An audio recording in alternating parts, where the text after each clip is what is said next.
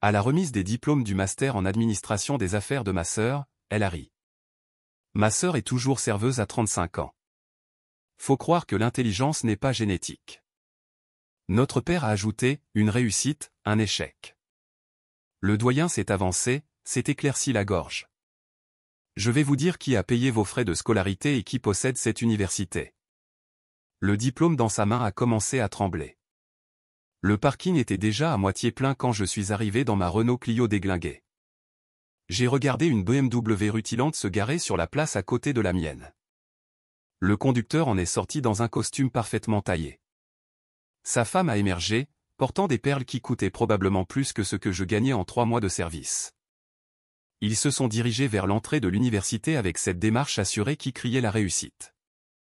J'ai lissé ma robe de grand magasin et j'ai attrapé le petit sac cadeau sur mon siège passager. À l'intérieur se trouvait un stylo en argent gravé des initiales de Chloé. Rien d'extravagant, mais il m'avait fallu 2 semaines de service supplémentaires pour me le permettre. L'ironie ne m'a pas échappé, je célébrais la réussite de ma sœur en école de commerce alors que je ne pouvais même pas me permettre de retourner moi-même aux études. L'amphithéâtre bourdonnait d'excitation tandis que les familles prenaient place. J'ai choisi le 2e rang assez près pour montrer mon soutien, mais assez loin pour éviter les projecteurs. Autour de moi, les parents serraient les programmes et ajustaient leurs appareils photo. Une femme à côté de moi avait déjà les larmes aux yeux, et la cérémonie n'avait même pas commencé. Ma fille est la première de notre famille à obtenir un master en administration des affaires, a-t-elle chuchoté à son mari. Je suis si fier que je pourrais éclater. J'ai hoché la tête poliment, me demandant ce que l'on pouvait ressentir avec une telle fierté inconditionnelle. Mon propre père était arrivé 10 minutes après moi, balayant la salle du regard avant de s'installer à 2 sièges de moi. Il m'a salué d'un bref signe de tête, le même qu'il aurait pu adresser à une vague connaissance. « Je ne pensais pas que tu viendrais », a-t-il dit, sans vraiment me regarder. « Je pensais que tu devrais travailler. » J'ai demandé mon jour de congé il y a des semaines, ai-je dit, en gardant une voix stable. Inutile d'expliquer que j'avais en fait échangé mes services avec 3 collègues différents pour être ici. Il a grogné et a tourné son attention vers son téléphone. Le siège vide entre nous faisait l'effet d'un canyon. Je me suis souvenu de la remise des diplômes du lycée de Chloé, comment il m'avait gardé la place à côté de lui, comment nous avions applaudi ensemble quand son nom avait été appelé. C'était avant que ma vie ne prenne ce qu'il considérait comme le mauvais tournant. La musique du cortège a commencé, et les diplômés sont entrés, vêtus de leur toge et de leur coiffe. Chloé était radieuse dans sa tenue de cérémonie bleu marine, ses cheveux blonds parfaitement coiffés sous sa toque. Elle avait toujours été l'enfant prodige, que des mentions très bien, présidente du conseil des élèves, reine du bal de promo.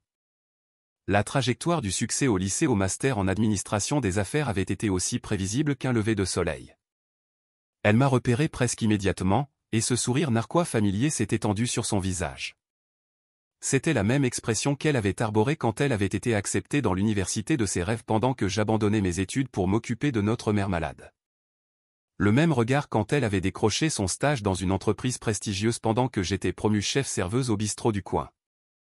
Chloé a chuchoté quelque chose à la diplômée à côté d'elle, qui a jeté un coup d'œil dans ma direction et a étouffé un rire. Mes joues ont brûlé, mais j'avais appris depuis longtemps à ne pas réagir. Répondre à Chloé, c'était comme nourrir un chat errant, cela ne faisait que l'encourager à revenir pour en avoir plus. Le doyen est monté sur l'estrade, sa voix portant facilement à travers l'amphithéâtre bondé. Bienvenue, famille et amis, à cette célébration de l'excellence académique et du dévouement. La foule s'est installée dans un silence respectueux. J'ai regardé la cérémonie se dérouler avec des émotions mitigées. Une partie de moi était sincèrement fière de l'accomplissement de Chloé. Obtenir un master en administration des affaires n'était pas une mince affaire, et malgré notre relation compliquée, elle était toujours ma sœur. Mais une autre partie de moi ne pouvait se défaire du sentiment que ce moment serait d'une manière ou d'une autre utilisé contre moi plus tard. Alors que les noms étaient appelés par ordre alphabétique, je me suis surprise à étudier les autres familles. Le couple à côté de moi se tenait fermement la main, tous deux rayonnant de joie. Derrière moi, des grands-parents avaient voyagé depuis une autre région, serrant des mouchoirs et chuchotant à quel point leur petite fille était intelligente. Tout le monde semblait être à sa place ici, sauf moi. Quand le nom de Chloé a été annoncé, elle a traversé la scène avec une grâce étudiée. Le doyen lui a serré la main chaleureusement, et elle a posé pour les photos avec la même confiance qu'elle avait toujours possédée. J'ai applaudi avec enthousiasme, levant même les mains plus haut pour qu'elle puisse voir mon soutien depuis le public. Mais les yeux de Chloé ont trouvé les miens et les ont fixés juste un instant de trop. Il y avait quelque chose de calculateur dans son regard, comme si elle planifiait déjà son prochain coup dans le jeu auquel nous jouions depuis l'enfance. Papa a sorti son téléphone pour enregistrer le moment, son visage montrant enfin un peu d'animation. « C'est ma fille », a-t-il dit à l'inconnu à côté de lui, sa voix portant une fierté que je n'avais pas entendue diriger vers moi depuis des années. La cérémonie s'est poursuivie, mais j'ai à peine entendu les noms restants. Quelque chose montait dans l'air, une tension que je ne pouvais pas tout à fait identifier. Chloé n'arrêtait pas de regarder dans ma direction pendant les remarques de clôture du doyen, et chaque fois qu'elle le faisait, ce sourire narquois s'élargissait. Alors que les diplômés lançaient leur toque en signe de célébration, j'ai senti un frisson me parcourir l'échine. La journée n'était pas encore terminée, et d'une manière ou d'une autre, je savais que Chloé n'avait pas fini sa performance. Elle avait toujours été théâtrale, avait toujours aimé avoir un public. Et aujourd'hui, elle avait la plus grande scène de sa vie. J'ai serré le sac cadeau plus fort, me demandant si j'aurais dû rester à la maison. La zone de réception bourdonnait de félicitations et de flashs d'appareils photo tandis que les familles se rassemblaient autour de leurs diplômés. Je suis resté en retrait près de la table des rafraîchissements, regardant Chloé manœuvrer dans la salle comme une politicienne. Elle passait de groupe en groupe, acceptant les louanges et posant pour les photos, son diplôme fièrement serré dans ses mains manucurées. Mesdames et messieurs, la voix du doyen Dubois a grésillé à travers le système de sonorisation. Nous aimerions inviter quelques-uns de nos diplômés distingués à partager leurs réflexions sur leur parcours ici. Les yeux de Chloé se sont illuminés.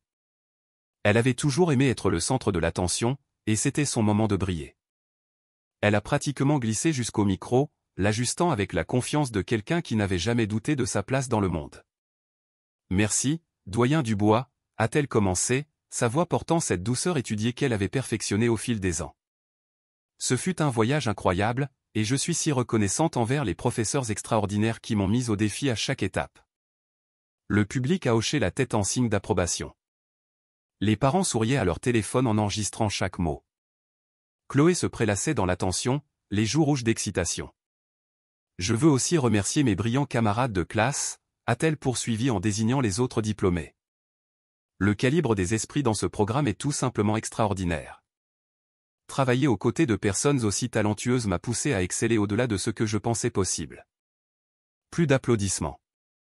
Papa s'était rapproché, se positionnant là où Chloé pouvait voir son sourire fier. Il rayonnait pratiquement de satisfaction.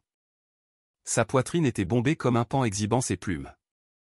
Puis l'expression de Chloé a légèrement changé, et j'ai senti mon estomac se nouer. Il y avait une lueur espiègle dans ses yeux que je reconnaissais de l'enfance, le même regard qu'elle avait juste avant de raconter à maman une petite règle que j'avais enfreinte. « Vous savez, » a dit Chloé, son ton devenant plus conversationnel, « l'éducation a toujours été valorisée dans notre famille. » Enfin, la plupart du temps. Elle a fait une pause pour les faits, et quelques personnes ont ri avec incertitude. Ma sœur est toujours serveuse à 35 ans. Alors, je suppose que l'intelligence n'est pas génétique après tout. Le rire qui a suivi a été comme un coup physique, pas les rires polis de tout à l'heure, mais un amusement sincère à mes dépens. J'ai observé les visages dans la foule. Certains semblaient mal à l'aise, mais d'autres étaient véritablement divertis par la cruauté désinvolte de Chloé. Une femme près de la scène a chuchoté à son mari, a-t-elle vraiment dit ça de sa propre sœur? Mais son ton suggérait qu'elle était plus amusée qu'atterrée. Papa, enhardi par l'audace de Chloé et la réaction de la foule, a décidé d'ajouter son propre commentaire. Il s'est tourné vers la famille assise devant lui, les Martin, dont le fils avait également été diplômé aujourd'hui. « Eh bien, vous savez comment c'est, » a dit papa, sa voix portant assez loin pour que plusieurs rangées l'entendent.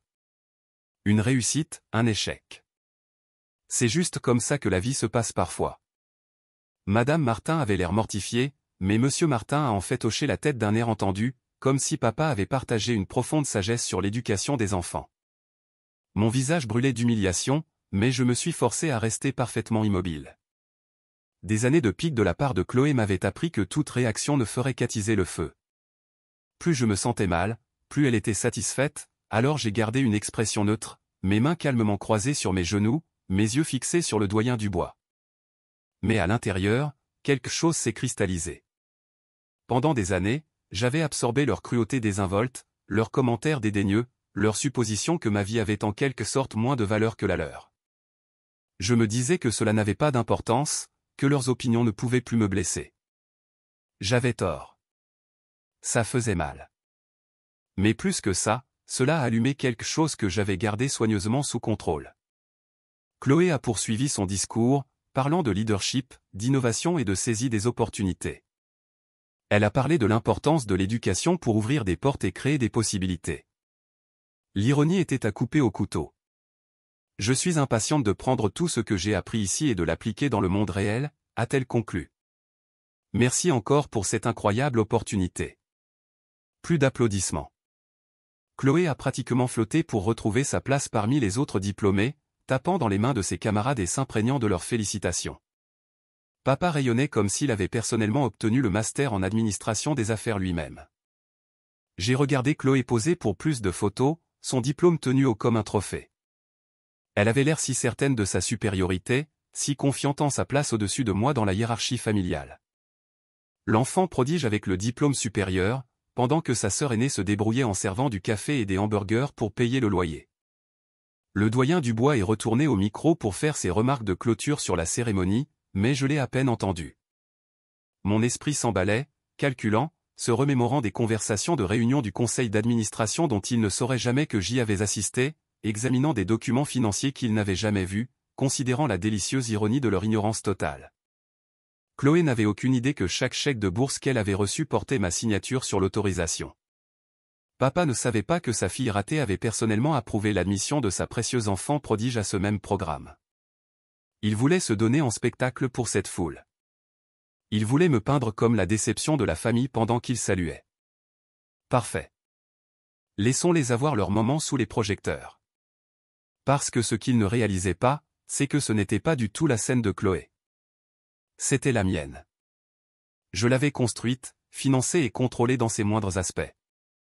Ils n'étaient que des acteurs qui ne savaient pas qu'ils suivaient un scénario que j'avais écrit. La réception commençait à se terminer, mais je n'ai pas bougé de ma place.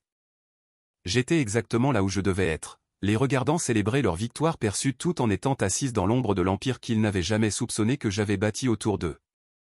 Chloé a croisé mon regard à travers la pièce et m'a adressé ce même sourire narquois, pensant probablement qu'elle avait porté le coup de grâce parfait à sa décevante sœur aînée. Elle n'avait aucune idée de ce qui allait suivre.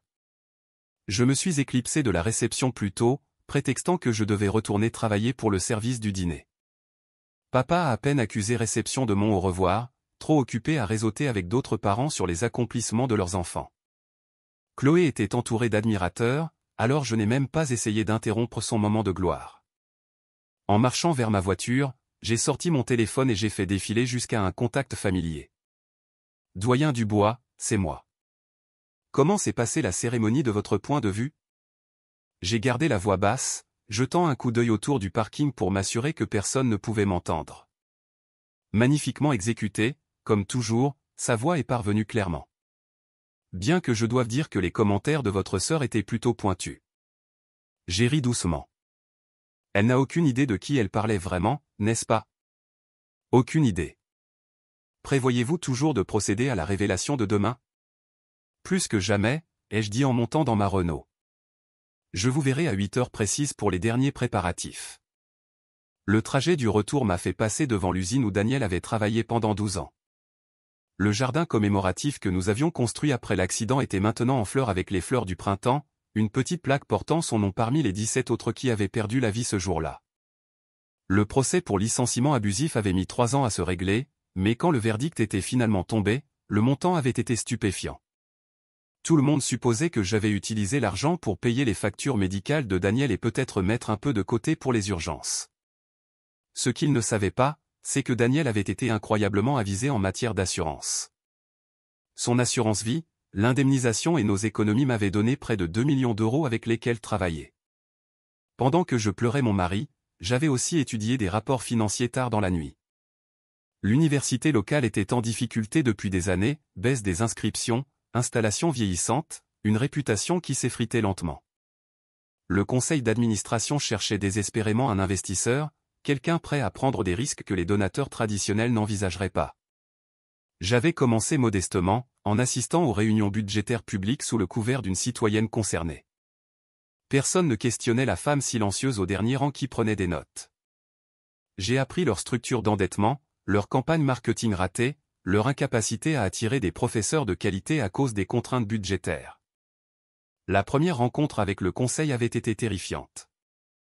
J'avais porté ma plus belle robe, la même que j'avais portée à l'enterrement de Daniel, et je portais une mallette que j'avais achetée spécialement pour l'occasion. Mes mains avaient tremblé lorsque j'avais présenté ma proposition d'acquérir une participation majoritaire par le biais d'une fondation privée. Madame Leroy, avait dit le président du conseil, étudiant mes documents financiers avec une surprise à peine dissimulée. C'est assez généreux, mais nous devons comprendre vos motivations. Que espérez-vous exactement obtenir de cet investissement? J'avais répété la réponse d'innombrables fois. Mon défunt mari croyait que l'éducation était la clé pour briser les cycles de pauvreté. Je veux honorer sa mémoire en m'assurant que cette institution puisse servir les étudiants qui n'auraient pas autrement d'opportunités d'enseignement supérieur. Ils y ont cru complètement. La Fondation Luc, nommée d'après le deuxième prénom de Daniel, que je n'avais jamais mentionné à personne dans ma famille, est devenue le principal bienfaiteur privé de l'université en 6 mois. Le vrai travail avait commencé après la signature des papiers.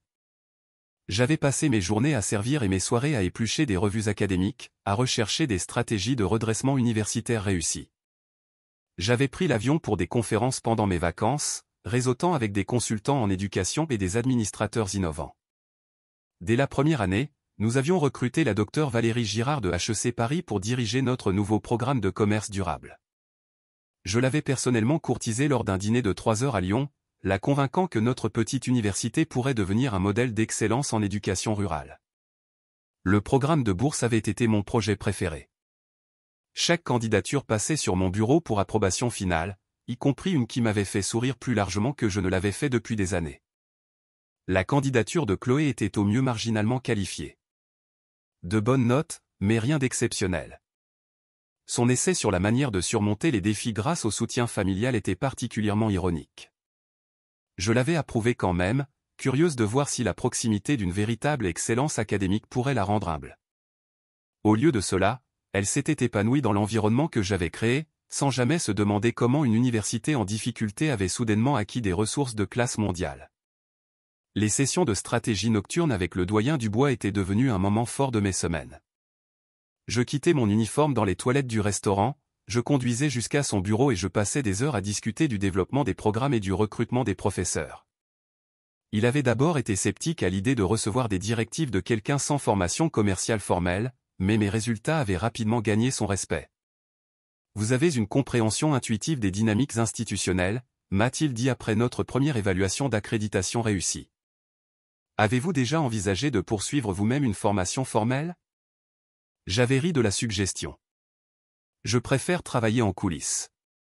En 3 ans, nos inscriptions avaient doublé. Nous avions établi des partenariats avec de grandes entreprises pour des programmes de stage. Notre taux de diplomation était passé de 62% à 89%. Les revues d'éducation écrivaient des articles sur notre transformation miraculeuse, bien qu'elles l'attribuent à un « leadership innovant » et à un « soutien communautaire ». Le plus difficile avait été de maintenir ma double vie. Certains matins, je passais directement des réunions du conseil au service d'ouverture au restaurant, mon esprit encore bourdonnant de projections budgétaires pendant que je versais du café aux camionneurs et aux retraités. Mes collègues commentaient parfois à quel point j'avais l'air fatigué, mais ils supposaient que je luttais simplement financièrement. Chloé m'avait appelé exactement 2 fois pendant toute sa scolarité, une fois pour se plaindre de sa colocataire et une fois pour me demander si je pouvais lui prêter de l'argent pour des manuels. J'ai transféré 500 € sur son compte, de l'argent qui provenait techniquement du fonds d'urgence pour étudiants de la fondation. Merci, sœurette, avait-elle dit. Je te promets que je te rembourserai dès que j'aurai mon diplôme et un vrai travail. Un vrai travail, comme si l'entreprise que j'avais bâtie de toutes pièces n'était pas assez réelle. Maintenant, assise dans mon allée, je regardais ma modeste maison avec des yeux neufs. Demain, les murs soigneusement construits entre mes 2 mondes s'effondreraient enfin. Chloé et papa apprendraient exactement qui avait financé l'histoire à succès de leur enfant prodige. Mon téléphone a vibré avec un texto du doyen Dubois. Liste finale de reconnaissance des donateurs approuvés. Êtes-vous prête pour ça? J'ai répondu rapidement, plus prêtes qu'ils ne le seront jamais. Le lendemain matin est arrivé avec une pluie inattendue, tambourinant contre la fenêtre de ma chambre alors que je me préparais pour ce qui allait devenir le jour le plus important de ma vie d'adulte. J'avais à peine dormi, repassant tous les scénarios possibles dans mon esprit. À 7h30, j'étais vêtu de mon plus beau tailleur marine, celui que j'avais porté à l'enterrement de Daniel et à chaque réunion importante du conseil depuis. La salle de conférence principale de l'université bourdonnait d'anticipation quand je suis arrivé. Le rassemblement d'aujourd'hui ne visait pas seulement à célébrer les diplômés d'hier, c'était la cérémonie annuelle de reconnaissance des donateurs, une tradition que le doyen Dubois et moi avions établie il y a 3 ans pour honorer les principaux contributeurs de la fondation. Chloé m'avait envoyé un texto ce matin-là, « Merci d'être venu hier. Désolé si mon discours était un peu déplacé. Tu sais comment je suis quand je suis nerveuse. » Le rejet désinvolte de sa cruauté était si typiquement Chloé que j'avais presque éclaté de rire. J'avais simplement répondu, on se voit à la cérémonie des donateurs. 10 heures précises. Elle avait renvoyé un émoji confus. Cérémonie des donateurs? Pourquoi irais-je à ça? Fais-moi confiance, avais-je répondu. Tu voudras être là. Maintenant, en regardant les familles entrer dans la salle élégante, j'ai senti un calme étrange s'installer en moi. Les Martin étaient là, Monsieur Martin ricanant toujours du commentaire de papa sur « une réussite, un échec » de la veille. Plusieurs autres familles qui avaient été témoins de la performance de Chloé avaient également accepté des invitations à cet événement de reconnaissance exclusif. Chloé est arrivée l'air perplexe mais parfaitement mise dans une robe de couleur crème qui coûtait probablement plus que mon loyer mensuel. Elle m'a repéré immédiatement et s'est approchée avec ce mélange familier de confusion et de condescendance. De quoi s'agit-il exactement? A-t-elle demandé, jetant un coup d'œil à l'installation formelle. Et pourquoi es-tu ici? Tu as fait le traiteur ou quelque chose comme ça? Avant que je puisse répondre, papa est apparu à côté d'elle, tout aussi déconcerté. J'ai reçu un appel ce matin disant que j'étais spécifiquement invité pour reconnaître la contribution de ma famille à l'université. Je ne comprends pas de quelle contribution il parle. Le doyen Dubois s'est avancé vers le podium, son expression plus sérieuse que je ne l'avais jamais vue. La salle s'est progressivement calmée alors qu'il ajustait le microphone et scrutait la foule rassemblée. Mesdames et messieurs, merci de vous joindre à nous aujourd'hui pour une cérémonie de reconnaissance très spéciale. La remise des diplômes d'hier était une célébration de la réussite individuelle, mais aujourd'hui, nous honorons la générosité qui rend de telles réussites possibles. Chloé s'est agitée à côté de moi, clairement mal à l'aise avec l'atmosphère formelle. Plusieurs de ses camarades de classe avaient également été invités, y compris ceux qui avaient ri le plus fort à ses blagues sur mes choix de carrière. Les 4 dernières années ont été témoins d'une transformation sans précédent de cette institution, a poursuivi le doyen Dubois. Grâce à la vision et à l'engagement d'un seul bienfaiteur, nous sommes passés de la lutte pour la survie à un modèle d'excellence éducative. Des murmures ont parcouru l'auditoire. Les parents ont échangé des regards, se demandant probablement quel riche philanthrope avait secrètement soutenu l'éducation de leurs enfants. Cette transformation n'a pas été accomplie par des moyens traditionnels. Notre principal bienfaiteur a choisi de travailler anonymement par le biais d'une fondation privée, ne demandant aucune reconnaissance et n'acceptant aucune louange publique. Ses yeux ont croisé les miens à travers la pièce. Jusqu'à aujourd'hui. Mon cœur battait la chamade contre mes côtes, mais j'ai gardé une expression neutre. Chloé regardait toujours autour de la salle, essayant probablement de repérer un millionnaire âgé avec qui elle pourrait réseauter après la cérémonie. La Fondation Luc a contribué à hauteur de plus de 3 millions d'euros à cette université, a annoncé le doyen Dubois, et la salle a éclaté en chuchotements surpris. Cette fondation a financé nos programmes de bourse, recruté nos professeurs, modernisé nos installations et examiné personnellement chaque décision importante qui a façonné notre excellence académique. Papa s'est redressé sur sa chaise, prêtant soudainement une attention beaucoup plus grande. Les yeux de Chloé s'étaient écarquillés avec ce qui ressemblait à un intérêt sincère, calculant probablement comment elle pourrait tirer parti de cette information pour son propre bénéfice. Chaque étudiant qui a reçu une aide financière au cours des 4 dernières années, a poursuivi le doyen, sa voix se faisant plus forte, a été directement soutenu par la Fondation Luc. Chaque bourse, chaque distribution de fonds d'urgence, chaque poste d'étudiant employé a été rendu possible grâce à cette unique source de générosité. Le visage de Chloé était devenu pâle. Elle était assez intelligente pour faire le calcul. Toute son éducation avait été subventionnée par la personne qui dirigeait cette mystérieuse fondation. Aujourd'hui, pour la première fois, l'unique propriétaire et directeur de la fondation a accepté d'être publiquement reconnu. Le doyen Dubois a fait une pause, laissant l'attente monter.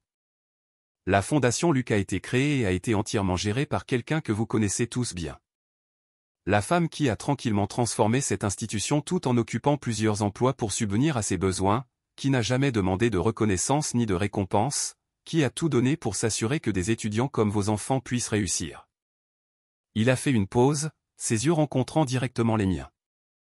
Veuillez vous joindre à moi pour reconnaître Madame Sophie Leroy, fondatrice et unique bienfaitrice de la Fondation Luc. Le silence qui a suivi était assourdissant.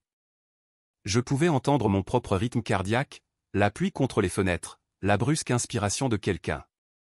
Lentement, je me suis levé, mes jambes plus stables que je ne l'aurais cru. La bouche de Chloé était tombée. Elle me regardait comme si j'avais une deuxième tête, son cerveau luttant clairement pour traiter ce qu'elle venait d'entendre. Papa était devenu complètement rigide, son visage passant par la confusion, l'incrédulité et quelque chose qui aurait pu être de la peur. La salle a commencé à bourdonner de chuchotements. La serveuse ? A murmuré quelqu'un. Elle possède la fondation ? A demandé une autre voix avec incrédulité. Madame Martin s'est penchée vers son mari, chuchotant, « N'est-ce pas la femme dont la famille se moquait hier ?» Le doyen Dubois m'a fait signe de le rejoindre sur l'estrade, mais j'ai légèrement secoué la tête. Je n'avais pas besoin de faire de discours. La révélation elle-même suffisait. Au lieu de cela, j'ai simplement hoché la tête pour accuser réception de la reconnaissance et je me suis rassise. Le silence s'est étiré, rompu seulement par le bruit du programme du diplôme de Chloé glissant de ses doigts tremblants et heurtant le sol. Papa a finalement retrouvé sa voix, bien qu'elle ne soit sortie que comme un murmure à peine audible. Sophie, est-ce que c'est réel ? J'ai rencontré son regard pour la première fois depuis des années sans détourner les yeux. Chaque mot. Le silence dans cette salle de conférence s'était étiré pendant ce qui semblait être une éternité avant que les gens ne commencent à partir. J'ai regardé Chloé ramasser son programme tomber avec des mains tremblantes, son sang-froid habituel complètement brisé. Papa est resté figé sur sa chaise, me regardant comme s'il voyait une étrangère. Sophie a finalement réussi à dire Chloé, sa voix à peine plus qu'un murmure. J'ai besoin de te parler. Mais je me dirigeais déjà vers la sortie, mes affaires terminées pour la journée. J'en suis sûr, ai-je dit sans me retourner. Mais j'ai un service au restaurant dans 1 heure. Ce soir-là, le doyen Dubois et moi nous sommes rencontrés dans le petit café en face du campus, le même endroit où nous avions eu notre première conversation sur la transformation de l'université 4 ans plus tôt. Il a commandé son café noir habituel pendant que je remuais de la crème dans le mien, tous deux en train de digérer l'ampleur de ce qui venait de se passer. Le conseil demande une réunion d'urgence, a-t-il dit en sortant un dossier épais de documents. Ils veulent discuter des protocoles de transition. J'ai hoché la tête, m'y étant attendu. Et le statut du compte de Chloé ? C'est de ça que je voulais discuter. Il a fait glisser un relevé financier sur la table. Selon nos dossiers, il lui reste un paiement de près de 85 000 €. La fondation a couvert ses mensualités, mais cette couverture prend fin immédiatement, ai-je terminé pour lui. Transférer la dette à Service Financier Leroy. Elle recevra une notification dans la semaine. Le doyen Dubois avait l'air mal à l'aise. Sophie, êtes-vous certaine de cela ? C'est un montant substantiel. J'ai siroté mon café, goûtant l'amertume familière qui m'avait soutenu pendant d'innombrables nuits de planification. Elle a mérité chaque centime de cette dette avec le discours d'hier. Considérez cela comme une dernière leçon sur les conséquences. En 10 jours, le monde de Chloé a commencé à s'effondrer de la manière la plus méthodique possible. La première lettre est arrivée un mardi, papier à en-tête officielle de Service Financier Leroy, une société dont elle n'avait jamais entendu parler, mais qui détenait maintenant son avenir éducatif entre ses mains. Je réapprovisionnais les distributeurs de serviettes au restaurant quand mon téléphone a vibré avec son appel. Je l'ai laissé aller sur la messagerie vocale, puis j'ai écouté son message de plus en plus frénétique tout en essuyant les tables. Sophie, j'ai reçu cette lettre concernant mon prêt, et je ne comprends pas. Ils disent que je dois 85 000 € à une certaine entreprise, mais mes prêts étaient censés être annulés grâce au programme de bourse. Peux-tu me rappeler, s'il te plaît? 3 autres appels sont arrivés ce jour-là. Je les ai tous ignorés. Chloé s'est présentée au restaurant le jeudi soir, l'air hagard et désespéré. Elle s'est glissée dans une banquette d'anglais et a attendu que ma section se vide avant de s'approcher du comptoir. Il faut qu'on parle, a-t-elle dit, sa voix manquant de sa confiance habituelle. J'ai continué à remplir les salières. Je travaille.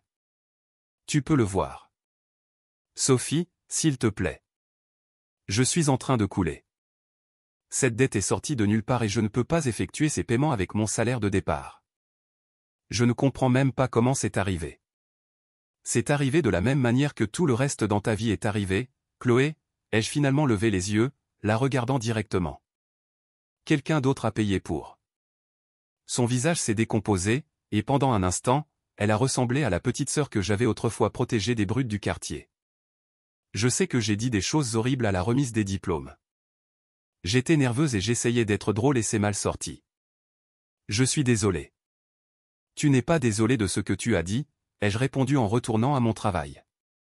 Tu es désolé des conséquences. La vérité, c'est que j'avais passé des semaines à élaborer cette conséquence particulière.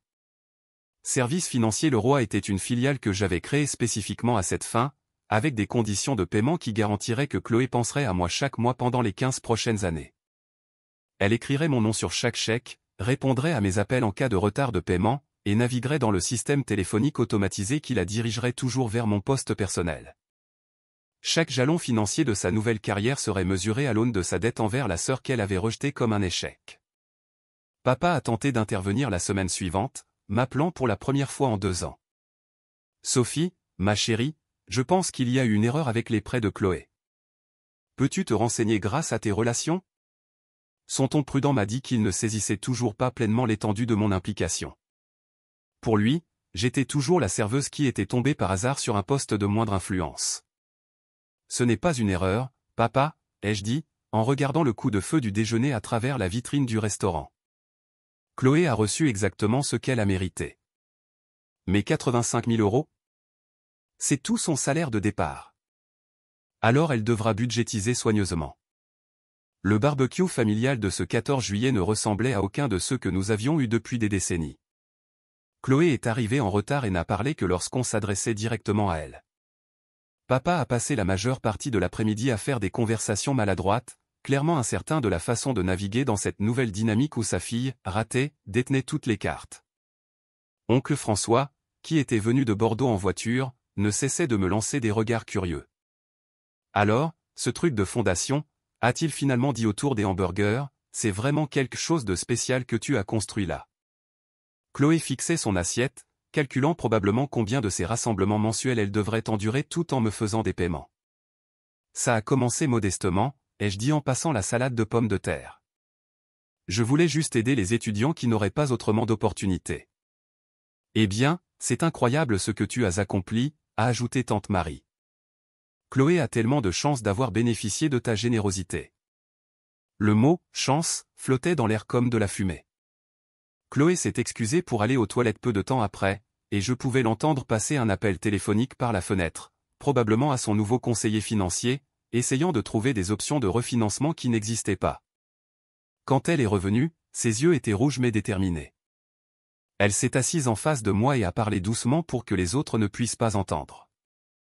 Je sais que tu me détestes en ce moment, et je le mérite probablement, mais je veux que tu saches que je vais payer chaque centime de cette dette. Je ne te demanderai pas de l'annuler ou de la réduire. Je ferai des heures supplémentaires s'il le faut. Pour la première fois depuis le début de toute cette situation, j'ai ressenti autre chose que de la satisfaction. Peut-être était-ce du respect, ou peut-être juste de la surprise devant sa maturité. Bien, ai-je dit simplement. C'est exactement ce que j'espérais que tu dises. Alors que la soirée touchait à sa fin, j'ai réalisé que quelque chose avait fondamentalement changé dans notre dynamique familiale. Chloé ne dominait plus les conversations ni ne faisait de blagues désinvoltes aux dépens des autres. Papa posait des questions réfléchies sur mon travail au lieu de faire des suppositions sur mon intelligence. Pour la première fois de ma vie d'adulte, je n'étais pas la déception de la famille.